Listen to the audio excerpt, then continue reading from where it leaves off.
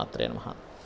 మనము జూలై మాసంలో రాశి ఫలితాలు కనుక చూసుకున్నట్లయితే అప్పుడు ఉన్నటువంటి గ్రహస్థితి ఏ విధంగా ఉంది అని చూసుకున్నట్లయితే జూలై మాసంలో శని వక్రగతిలో ఉంటున్నాడు కుంభరాశిలో. అదేవిధంగా రాహు మీనంలోని, మేషంలో కుజుడున్నాడు. అయితే చంద్రుడు ప్రతి 2.5 రోజులకు ఒకసారి మారిపోతూనే ఉంటాడు. అలాగే మరొక విషయం ఏంటంటే ఇక్కడ ఈ యొక్క కుజుడు 13వ తేదీ గురువుని కలుస్తున్నాడు. ఎప్పుడైతే కుజుడు గురువుని కలుస్తాడో కొంచెం ల్యాండ్ రిలేటెడ్ సంబంధించిన విషయంలో మంచి జరిగేటువంటి యోగం, కొంచెం ల్యాండ్స్ రేట్స్ పెరగడం కూడా జరుగుతుంది. అదేవిధంగా ఇక్కడ మనకి మిథునంలో రవి శుక్ర గ్రహాల యొక్క స్థితి, ఆ రవి 15వ తేదీకి కర్కాటకంలోకి రావడము, అదేవిధంగా శుక్రుడు 7వ తేదీ కర్కాటక రాశిలోకి రావడము, బుధుడు కర్కాటక రాశిలో ఉంటూ 20వ తేదీకి మనకి మన సింహంలోకి వస్తున్నాడు. అదేవిధంగా కన్యారాశిలో కేతువు యొక్క సంచారం జరుగుతుంది. ఈ యొక్క గ్రహస్థితిని అనుసరించి ద్వాదశ లగ్నాల వారికి, లగ్నం తెలియని వారి రాశుల వారికి ఏ విధంగా ఉంది అనేటువంటి విషయాలు మనం ఇప్పుడు తెలుసుకుందాం. మిథున లగ్నము, మిథున రాశి. మిథునం వారికి కనుక చూసుకున్నట్లయితే ఈ యొక్క నెలలో బుధుడు 20వ తేదీ నుంచి 2వ స్థానం నుంచి 3వ స్థానంలోకి మారుతున్నాడు. అంటే 20వ తేదీ వరకు ఫైనాన్షియల్ గ్రోత్ అనేటువంటిది అద్భుతంగా ఉంది. దాని తర్వాత మరి ఏదైనా ప్రాబ్లమా అంటే ప్రాబ్లం కాదు. ఇక్కడ కొంచెం ఎప్పుడైతే బుధుడు 3వ స్థానంలో ఉంటాడో, ధనస్థానంలో ఉండేటువంటి బుధుడు 3వ స్థానంలోకి వెళ్ళినప్పుడు కొంచెం ఏదైనా సరే కమ్యూనికేషన్స్ విషయంలో కొద్దిగా జాగ్రత్తగా చూసుకోవాలి. కాకపోతే మీ వాగ్దాటి వల్లే అన్నీ కూడా కలిసి వస్తాయని చెప్పుకోవచ్చు. సహజంగానే మిథునం వారికి తెలివితేటలు ఎక్కువగా ఉంటాయి కాబట్టి.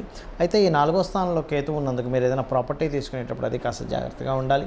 మరియు లగ్నంలో 15వ తేదీ వరకు ఉండేటువంటి రవి మాత్రం కొంత అధికారులతోని కొద్దిగా స్ట్రెస్ని క్రియేట్ చేస్తున్నాడు.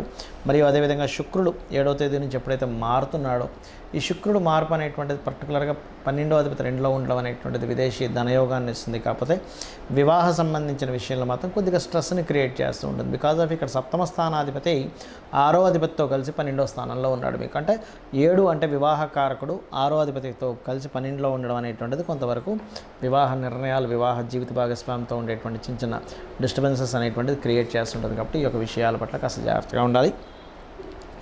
అలాగే మరొక విషయం ఏంటంటే ఇక్కడ ఈ 5వ స్థానాధిపతి కూడా శుక్రుడు 2లో ఉండడం వల్ల మీకు సంతానం విషయంలో, సంతానం గురించి లేదా సంతానానికి ఇంకా సెటిల్మెంట్ రాలేదు, అయ్యో వీళ్ళకి ఎప్పుడు సెటిల్ అవుతుంది ఏంటనేటువంటిది ఒక బాధ అయితే తొలగిపోయేటువంటి యోగం బలంగా చూపిస్తుంది.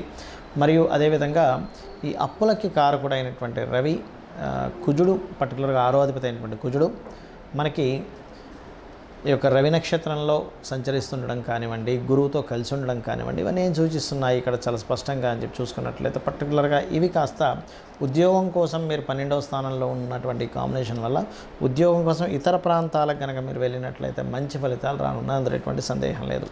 ఇక ఫైనాన్షియల్ గ్రోత్ అయితే ఉంది, అందులో ఎటువంటి సందేహం లేదు. కాకపోతే మీరు కాస్త ఏదైనా కోర్సెస్ తీసుకునేటప్పుడు కానీ, కన్స్ట్రక్షన్ చేసేటప్పుడు కానీ ఇటువంటి విషయాల పట్ల కాస్త జాగ్రత్తగా ఉండండి. కాస్త ఖర్చులు ఎక్కువగా ఉంటాయి. 12వ స్థానంలో 2 గ్రహాలు ఉండడం వల్ల ఇక మీరు చేయవలసినటువంటి దేవత ఆరాధన ఏమిటి అని చెప్పి చూసుకున్నట్లయితే మీరు ఎక్కువగా లలిత అమ్మవారి యొక్క ఆరాధన, ముఖ్యంగా శుక్రరాశుల్లో ఉన్నాడు కాబట్టి మనకి పాలతో అభిషేకం చేస్తూ గనక లలితా ఉపాసన కనుక చేయగలిగితే ఎప్పటి నుంచో సంతానం కోసం ప్రయత్నం చేసేటువంటి వారికి ఇదొక మంచి ఫలితం ఇస్తుంది. ఇక మీరు చేయవలసినటువంటి దేవతారాధన కూడా సహజంగానే లలిత అమ్మవారి యొక్క ఆరాధన చేసుకుంటూ చంద్రుణ్ణి చూస్తూ గనక లలితా సహస్రనామాలు చదివినట్లయితే మరింత మంచి ఫలితాలు ఉంటాయి మీకు. శని మకర రాశి, కుంభరాశిలో ఉండి మకరం వైపు వక్రించున్నాడు. దీనివల్ల పర్టికులర్గా ఏంటంటే ప్రపంచవ్యాప్తంగా, దేశవ్యాప్తంగా కొంత కెరియర్ రిలేటెడ్ సంబంధించిన విషయంలో కొంత గ్రోత్ ఉంటుంది. అదేవిధంగా కొంత స్ట్రెస్ ఉంటుంది దేశవ్యాప్తంగా, ప్రపంచవ్యాప్తంగా కూడా. అయితే ఇక్కడ ఈ శని వక్రగతి అనేటువంటిది ముఖ్యంగా ఇంకా వేటి మీద చూపిస్తుంది. అందరూ అసలు ఏం చేసుకోవాలి చూసుకున్నట్లయితే ఎప్పుడైనా గుర్తుపెట్టుకోండి, శని భగవానుడు రాశి మారిన, నక్షత్రం మారినప్పుడు కానీ, వక్రగతి చెందినప్పుడు కానీ, పాపగ్రహాల మధ్యన కానీ, శుభగ్రహాల మధ్యన కానీ చేరినప్పుడు మనకి దానిలో ఒక మార్పుని ఇస్తాడు ఖచ్చితంగా. అంటే కర్మకారకుడు, న్యాచురల్ కర్మకారకుడు ఆ యొక్క మార్పుని ఇచ్చినప్పుడు దాని యొక్క ఫలితాల్లో అనేకమైనటువంటి మార్పులు వస్తాయి. ఇది ముఖ్యంగా దేశ రాజకీయాల మీద ప్రభావం చూపిస్తుంది శని వక్రగతి అనేటువంటిది. అదేవిధంగా రెండవది ఏంటంటే జాబ్స్, ఎంప్లాయ్మెంట్స్, వీటి మీద ఒక పాజిటివ్నెస్ని కూడా ఇస్తుంది, అందులో ఎటువంటి సందేహం లేదు. ఆర్థిక వ్యవస్థ సంబంధించిన విషయంలో అనేకమైన మార్పులను ఇస్తుంది. అయితే ఈ శని వక్రగతి పర్సనల్ చార్ట్ మీద ఎఫెక్ట్ పడకుండా ఉండాలి అంటే ముఖ్యంగా మీరు చేసుకోవాల్సినటువంటి ముఖ్యమైనటువంటి అంశం ఏమిటి అంటే శనివారాలు వీలైనంత మటుకు అన్నదానం చేయండి. దీనివల్ల ఏమవుతుందంటే శని వక్రగతి యొక్క ప్రభావం తగ్గి మీకు పాజిటివ్ అనేటువంటి జరుగుతుంది. అలాగే బెల్లము గోవుకు తినిపించడము, మధ్యాహ్నం పూట నిద్రపోవడం అనేటువంటిది ఎక్కువగా చేయకూడదు. అదేవిధంగా ముసలి వాళ్ళకి, బాగా ఏజ్డ్ పర్సన్స్కి, వాళ్ళకి ఏదైనా మీకు తోచినటువంటి సహాయం చేయడం చేస్తూ ఉన్నట్లయితే ఖచ్చితంగా మంచి ఫలితం వస్తుంది. దీంతోపాటు శని వక్రగతి యొక్క ప్రభావం మీ మీద అస్సలు ఇంక పడకుండా ఉండాలి, కంప్లీట్ పాజిటివ్గా ఉండాలంటే కర్మకారకుడు, ముఖ్యంగా శని భగవానుడు ఆంజనేయ స్వామి ఉపాసన ఎవరైతే చేస్తారో వాళ్ళకి మరింత అనుకూలంగా ఉంటాడు. కాబట్టి ఆ అనుకూలత రావాలంటే రోజు కనీసం 20 నిమిషాలు, ఎక్కువసేపు అక్కర్లేదు, ఓం హరి మర్కటాయ నమః అనే మంత్రం చేయండి, అద్భుతంగా ఉంటుంది. అయితే ఎవరికైనా వాళ్ళ జన్మజాతకంలో శని వక్రించుండి వాళ్ళ గనక కర్మ సంబంధం దానికి వచ్చింది కంప్లీట్గా అన్నప్పుడు ఉద్యోగం, గతంలో చేసిన ఉద్యోగంలోకి వెళ్ళడం అనేటువంటిది ఇస్తాడు. గతంలో ఇంతకుముందు చేశానండి జాబు, వాళ్ళు మళ్ళీ పిలుస్తున్నారు, ఇటువంటివి వింటూ ఉంటారు, గుర్తుపెట్టుకోండి. అలాగే ఎప్పుడైనా గుర్తుపెట్టుకోండి, గోచార గ్రహాల యొక్క ఫలితం ఒక ఎత్తు అయితే మన personal chart is most important. మన పర్సనల్ చార్ట్లో ప్రస్తుతం నడుస్తున్న మహాదశ ఏమిటి, అంతర్దశ ఏమిటి, దానికి గోచారం ఏమిటి, ఇది పర్టికులర్గా చూసుకోవాలి. అంతేగాని ఎంతసేపు నాకు ఏలినాటి శని ఉంది, అర్ధాష్టమి శని ఉంది, అష్టమి శని ఉంది, అందుకే ఇంత ఇబ్బంది పడుతున్నాను అనుకోవడానికి వీల్లేదు. ఎందుకంటే శని భగవానుడు ఎప్పుడూ బ్యాడ్ అయి ఇచ్చేటట్టయితే ప్రతి ఒక్కరూ శని మహర్దశ రాగానే ఇబ్బంది అయిపోవాలి. గురు మహర్దశ రాగానే బాగుండాలి, శుక్ర మహర్దశ రాగానే బాగుండాలి, బుధుడు రాగానే బాగుండాలి. అలా అవ్వట్లేదు కదా. లాజిక్ ఆలోచించండి. శని భగవానుడు బాగుంటే మంచి ఫలితాలు ఇస్తాడు, గురువు బాగున్నా మంచి ఫలితాలు ఇస్తాడు. కానీ ఇబ్బంది అయితే గురువు గ్రహం అయినా సరే ఇబ్బంది ఇస్తుంది. శుక్రగ్రహం, అందరూ ఏమనుకుంటారు శుక్రదశ వస్తే రాజయోగం అనుకుంటారు. అలా ఏమి ఉండదండి. శుక్రుడు బాగుంటేనే రాజయోగం. నేను మీకు ఒక కనీసం కొన్ని వేల జాతకాలు చూపిస్తా. శుక్రదశ వచ్చినప్పుడు ఇబ్బంది పడ్డ వాళ్ళు కూడా, ఎందుకంటే డిపెండ్ ఆన్ ఆ గ్రహం యొక్క స్థితి ఎలా ఉంది. శాస్త్రంలో చాలా స్పష్టంగా చెప్పబడింది. కాబట్టి ఈ యొక్క విషయాన్ని కంప్లీట్గా తెలుసుకోవాలి మీరు. ఇది తెలుసుకోకుండా మూఢంగా శని వచ్చేసింది పాడైపోతాను, శుక్రుడు వచ్చేసింది బాగుంటాను కాదు. శుక్రుడు పాడైతే శుక్ర సంబంధంగా పాడవుతాడు మనిషి. అంటే స్త్రీ వ్యామోహం కావచ్చు, లేకపోతే ఎక్కువ లగ్జరీ ఖర్చులు పెట్టేసి పాడు చేసుకోవడం కావచ్చు, ఇట్లాంటివి ఇబ్బంది పడుతూ ఉంటాడు. శని గనక పాడైతే కింద వాళ్ళ వల్ల వీళ్ళు ఇబ్బంది పడుతూ ఉంటారు. అంటే వీళ్ళకి సపోర్ట్ సపోర్ట్ చేయకపోవడం. అదే బాగుంటే వాళ్ళ కింద పనిచేసే వాళ్ళ వల్ల వీళ్ళు మంచి రాజయోగాన్ని పొందుతారు. సో ఆ డిఫరెన్స్ అనేది ముఖ్యంగా మెయిన్గా తెలుసుకోవాలి, ఎప్పుడైనా గుర్తుపెట్టుకోండి.